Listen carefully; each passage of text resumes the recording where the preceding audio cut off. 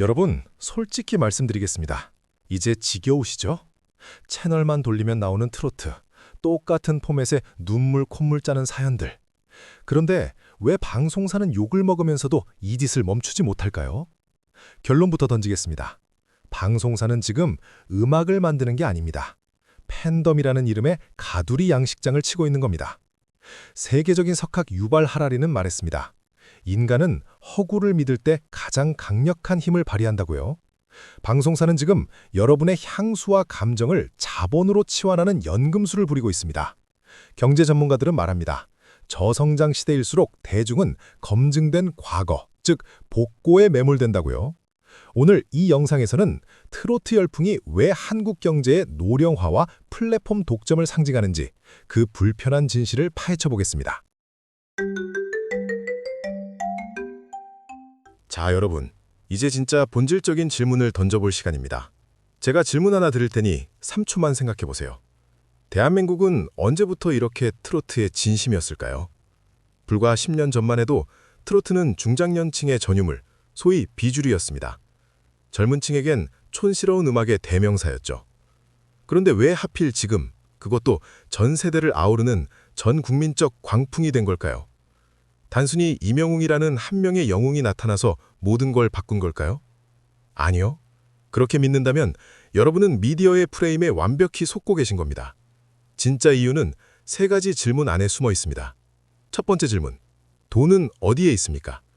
경제 데이터를 보시죠.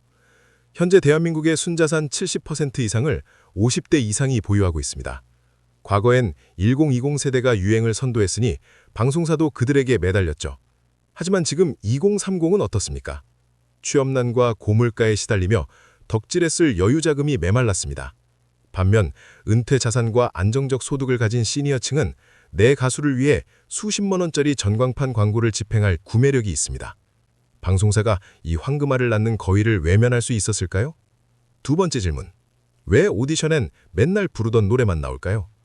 방송사 입장에서 새로운 곡을 창작하는 건 도박입니다. 하지만 이미 수십 년간 검증된 트로트 명곡들은 어떻습니까? 저작권료도 저렴하고 대중의 귀에 이미 익숙하죠. 실패할 확률이 0%에 가깝다는 뜻입니다. 즉, 트로트 오디션은 방송사가 벌이는 리스크 제로 게임인 셈입니다. 여기서 우리는 글로벌 사례를 봐야 합니다. 영국의 엑스팩터나 미국의 아메리칸 아이돌을 보십시오. 그들도 전성기 때는 국가적 신드롬이었지만 결국 왜 망했을까요? 바로 투표 권력의 노령화 때문이었습니다. 프로그램이 오래될수록 투표의 적극적인 층은 시간적 여유가 있는 중장년층으로 고착됩니다.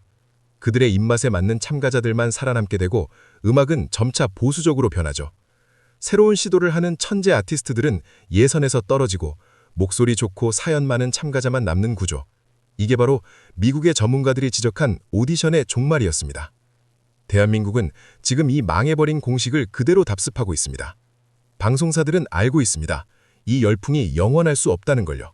그래서 그들은 지금 이 순간에도 최대한 빨대를 깊게 꽂고 마지막 한 방울까지 자본을 빨아들이고 있는 겁니다. 자, 이제 질문의 답이 보이십니까?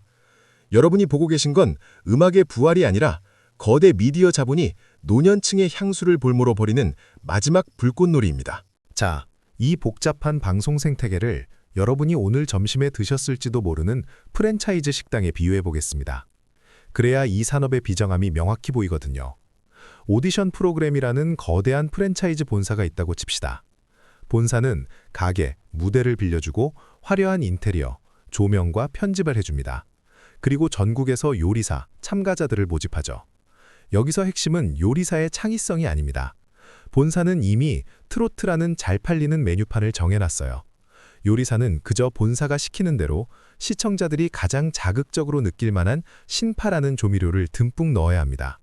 그래야 본사가 주는 방송 분량이라는 권리금을 받을 수 있으니까요. 이 구조를 경제학적으로 비유하자면 요즘 오디션 프로그램은 음악판의 고금리 사채와 같습니다. 원래 가수를 키우는 정석은 기획사가 저금리 적금을 붓듯 수년간 공을 들이는 겁니다.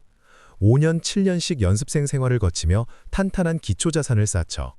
하지만 오디션은 단 3개월 만에 그 과정을 점프합니다. 시간의 레버리지를 영혼까지 끌어다 쓰는 겁니다. 하지만 공짜 점심은 없습니다. 방송사는 3개월 동안 가수의 인지도를 폭발시켜주는 대신 그 가수의 미래 수익권을 선취해갑니다. 방송이 끝나면요? 가수는 방송사가 짜놓은 불우한 환경을 극복한 효자, 효녀라는 강력한 이미지 족쇄를 차게 됩니다. 이건 영국의 엑스팩터가 남긴 뼈아픈 교훈입니다. 우승자들은 단기간에 떼돈을 벌었지만 본인의 음악적 색깔을 찾기도 전에 오디션 스타라는 이미지가 소진되어 버렸습니다. 말 그대로 문화적 소모품이 된 거죠. 본사는 다음 시즌 요리사를 구하면 그만이지만 남겨진 요리사는 이미 망가진 레시피로 평생 장사를 해야 합니다. 결국 이 비즈니스 모델의 끝은 어디일까요? 가맹점, 가수는 넘쳐나는데 손님은 점점 식상해집니다. 본사는 더 자극적인 메뉴, 더 센 신파, 더 어린 참가자를 내놓지만 결국 시장 전체의 가치가 하락하는 제뉴인의 상실 단계에 이르게 됩니다. 진짜 음악이 사라진 자리에 자본의 계산서만 남는 순간이죠. 앞서 보신 것처럼 방송사가 프랜차이즈 사업에 열을 올리고 가수의 미래를 담보로 사채업을 벌이는 동안 정작 우리 대중음악이라는 거대한 몸은 서서히 망가지고 있습니다. 저는 이 현상을 문화적 당뇨병이라 진단하고 싶습니다. 당뇨가 왜 무섭습니까? 당장 입에 달콤한 설탕을 밀어넣으면 에너지가 도는 것 같지만 우리 몸 스스로 영양분을 만들어내는 대사 기능은 완전히 망가뜨리기 때문입니다. 지금의 트로트 오디션이 딱 그 설탕입니다. 방송사 입장에서는 즉각적인 시청률과 광고비를 보장해주죠. 하지만 그 대가로 우리는 음악적 다양성이라는 가장 중요한 근육을 잃고 있습니다. 기억하시나요? 90년대에는 서태지가 춤을 추고 넥스트가 철학적인 락을 부르며 유희열이 서정적인 연주곡을 내놓아도 모두가 공존했습니다. 그런데 지금 TV 편성표를 보십시오. 황금 시간대의 90% 이상이 트로트 혹은 트로트 오디션입니다. 이건 단순한 유행이 아니라 미디어 권력에 의한 장래의 학살입니다. 자본이 한 곳으로 쏠리면 다른 곳은 가뭄이 듭니다. 돈이 되는 트로트에만 제작비가 투입되는 동안 보이지 않는 곳에서 묵묵히 자기 음악을 하던 인디 밴드들, 실험적인 전자음악가들, 실력 있는 재즈 뮤지션들은 무대를 잃고 사라집니다. 방송국 문턱조차 넘지 못하는 그들은 이제 예술가가 아니라 사회적 약자로 전락했습니다. 해외 사례는 더 처참합니다. 영국의 엑스팩터가 전국을 지배할 때 평론가들은 영국 음악의 영혼이 팔려나갔다 하고 통곡했습니다. 창의적인 신인들이 기획사의 트레이닝이나 오디션 서사에 맞지 않는다는 이유로 거부당했기 때문이죠. 우리나라도 지금 그 길을 똑같이 걷고 있습니다. 돈 안 되는 건 가져오지 마 라는 자본의 명령이 예술의 숨통을 조이고 있는 겁니다. 더 큰 비극은 시청자인 우리의 귀가 퇴화하고 있다는 점입니다. 미디어가 주는 대로만 받아먹다 보니 우리는 이제 익숙한 것이 아니면 거부감을 느끼는 취향의 노령화를 겪고 있습니다. 새로운 장르에 도전하고 낯선 선율에 전율하던 그 뜨거움은 사라지고 그저 예전에 듣던 노래를 더 자극적인 편곡으로 다시 듣는 복고의 늪에 빠져버린 거죠. 전 세계가 K-팝의 혁신에 열광하고 있는 이때 정작 우리 안방극장은 과거의 유산에만 매달려 있습니다. 이대로 5년만 더 가면 한국은 전 세계에서 유일하게 새로운 노래가 탄생하지 않는 문화적 갈라파고스가 될지도 모릅니다. 여러분, 우리가 흘리는 그 눈물이 정말 감동의 눈물입니까? 아니면 사라져가는 다양성에 대한 장례식의 눈물입니까?